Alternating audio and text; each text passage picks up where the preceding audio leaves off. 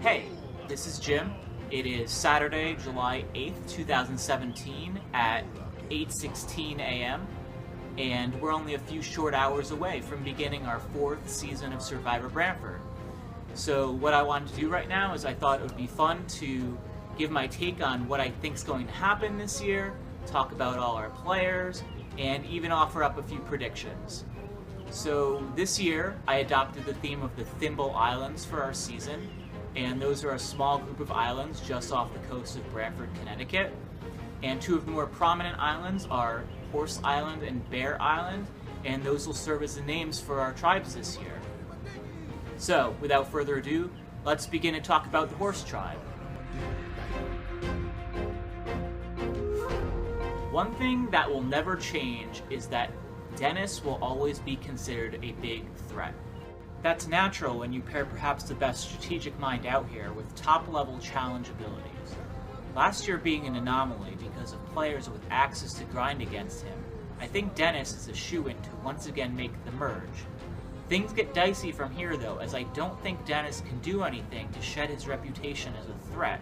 My best advice for him may be to just go full challenge beast mode from the merge on and hope to catch a lucky break, or find an idol along the way. It's exciting for me to bring in Mark, as I think he's a pretty unique case. He's in the unique position of being unknown to the other players, but by being a fan of Survivor Branford and watching the past seasons, he already knows a thing or two about most of them.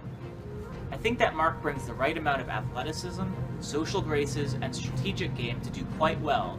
I'd be shocked if he didn't make the merge.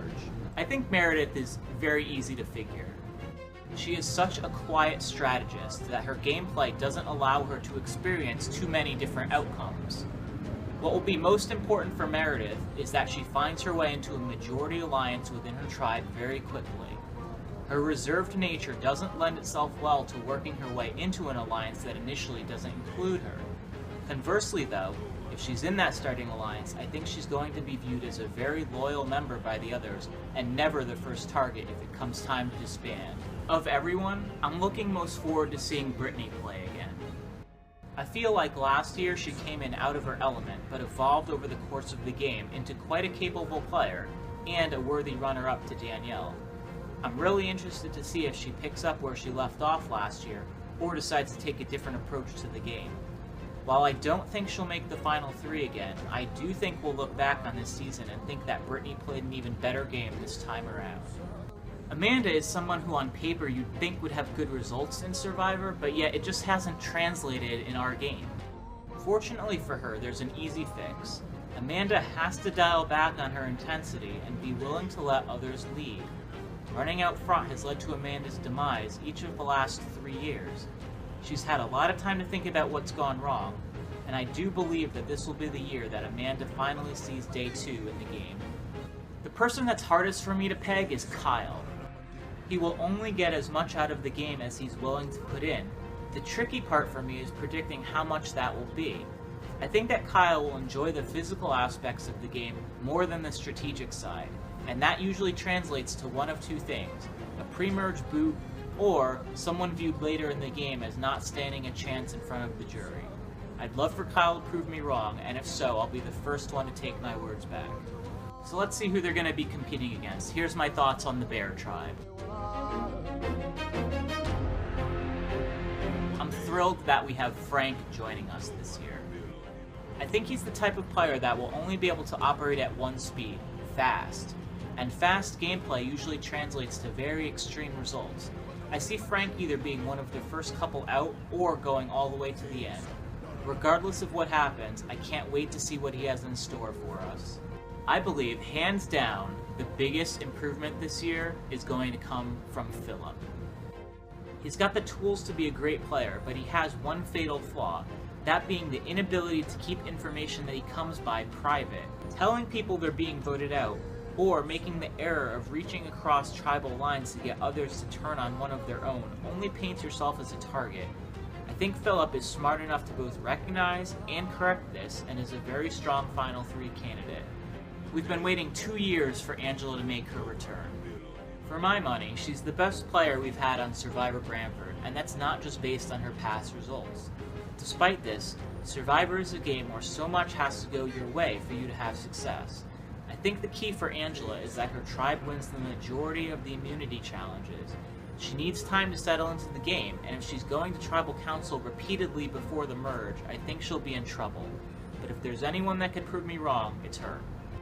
The last time she played, Autumn was the youngest participant we've ever had, and I think it showed. She played an extremely quiet game and was never much of a factor. I'm curious to see if the 2-year break will lead to changes in the way Autumn plays and interacts with her tribe. I do think that Autumn brings more to the table in her second appearance, but I don't think she'll be able to make it to day 2 like last time. But if she's able to meet or exceed the bar she set, I'd be very happy for her. I'm glad we have Rob back, as he's made big contributions to the game whenever he's played. I think that Rob is underrated as a strategist, and strikes me as someone whose mind is always running when the game is on. He's proven quite capable at a variety of challenges, and I'm interested to see how he'll handle what's coming this year. Last year, Rob improved to finish in the top 5 after finishing 8th in his first appearance. My gut says that he goes even further into the game this year. Joe is a bit of a wild card in my mind. He's got the physical skills and social charms that could make him a dangerous Survivor player. But will he be able to put it all together in such a fast-moving game? I think Joe comes out passive, which will surely help him in the early stages of the game, but before he realizes it, he's on the chopping block shortly after the merge and unable to find his way off. I hope I'm underestimating Joe and that he goes deep into the game. So you got all that? I'm really excited to see how it turns out.